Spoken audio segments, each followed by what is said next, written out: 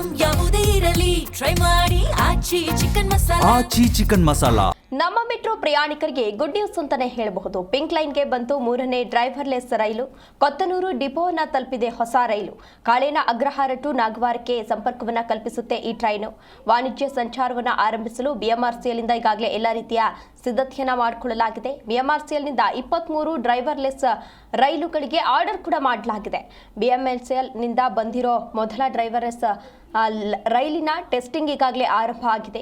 ಈಗಾಗಲೇ ಪಿಂಕ್ ಲೈನ್ಗೆ 2 ಡ್ರೈವರ್ಲೆಸ್ ರೈಲು ಆಗಮಿಸಿವೆ. ಅದರಲ್ಲಿ ಮೊದಲನೇ ಡ್ರೈವರ್ಲೆಸ್ ರೈಲಿನ ಟೆಸ್ಟಿಂಗ್ ಈಗಾಗಲೇ ಆರಂಭ ಆಗಿದೆ. ಮೊದಲ ಹಂತದಲ್ಲಿ ಪಿಂಕ್ ಲೈನ್ಗೆ 6 ಡ್ರೈವರ್ಲೆಸ್ ರೈಲುಗಳು ಬರಲಿದ್ದು, ಪಿಂಕ್ ಲೈನ್ 21.25 ಕಿಲೋಮೀಟರ್ ವಿಸ್ತೀರ್ಣ 18 ಮೆಟ್ರೋ ಸ್ಟೇಷನ್ಗಳನ್ನು ಒಳಗೊಂಡಿರುತ್ತದೆ. ಇನ್ನು 12 ಅಂಡರ್ಗ್ರೌಂಡ್ 6 ಎಲಿವೇಟರ್ ಮೆಟ್ರೋ ಸ್ಟೇಷನ್ಗಳ ನಿರ್ಮಾಣವನ್ನು ಕೂಡ ಮಾಡಲಾಗ್ತಾ ಇದೆ. ಈ ವರ್ಷ ಮೇನಲ್ಲಿ ಕಾಳಿನ ಅಗ್ರಹಾರ ಟು ತಾವರೆಕೆರೆವರೆಗಿನ 6 ಎಲಿವೇಟೆಡ್ ಕಾರಿಡಾರ್ ಕೂಡ ಓಪನ್ ಆಗುವಂತಹ ಸಾಧ್ಯತೆ ಇದೆ. ಇನ್ನು ಮೆಟ್ರೋ ಸ್ಟೇಷನ್ ಓಪನ್ ಮಾಡಲು ಈಗಾಗಲೇ ಬಿಎಂಆರ್ಸಿಎಲ್ನಿಂದ ಎಲ್ಲಾ ರೀತಿಯ ಸಿದ್ಧತೆಯನ್ನು ಕೂಡ ಮಾಡಿಕೊಳ್ಳಲಾಗ್ತಾ ಇದೆ. ಬಿಎಂಆರ್ಸಿಎಲ್ನಿಂದ 6 ರೈಲುಗಳು ಆಗಮಿಸ್ತಾ ಇದ್ದಂತೆ ವಾಣಿಜ್ಯ ಸಂಚಾರವನ್ನು ಆರಂಭಿಸಲು ಸಿದ್ಧತೆಯನ್ನು ಮಾಡಿಕೊಳ್ತಾ ಇದ್ದಾರೆ.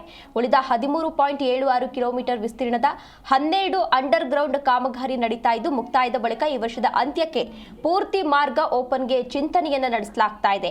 ಪಿಂಕ್ ಲೈನ್ಗಾಗಿ ಒಟ್ಟು ಬಿಎಂಆರ್ಸಿಎಲ್ನಲ್ಲಿ 23 ಡ್ರೈವರ್ಲೆಸ್ ರೈಲುಗಳಿಗೆ ಆರ್ಡರ್ ಅನ್ನು ಕೂಡ ಮಾಡಲಾಗಿದೆ.